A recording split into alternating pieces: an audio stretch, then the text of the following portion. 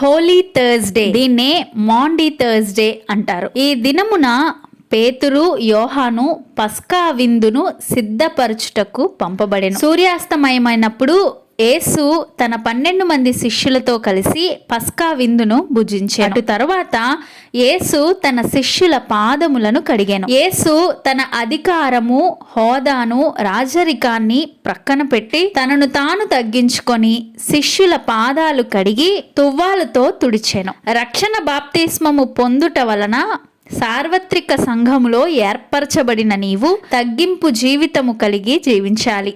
అలాగునే నిరంతరము వాక్యమయ్యున్న దేవుడు నిన్ను శుద్ధిపరచునట్లు, క్రీస్తుతో పాలివారమగునట్లు జీవవాక్యము మనలను కడిగి శుభ్రపరచవలెను. రక్షణ బాప్తిస్మము ఒక్కమారే కానీ పాదములు అనగా విశ్వాస నడత నిత్యము గమనింపవలసిన వారమై ఉన్నాము.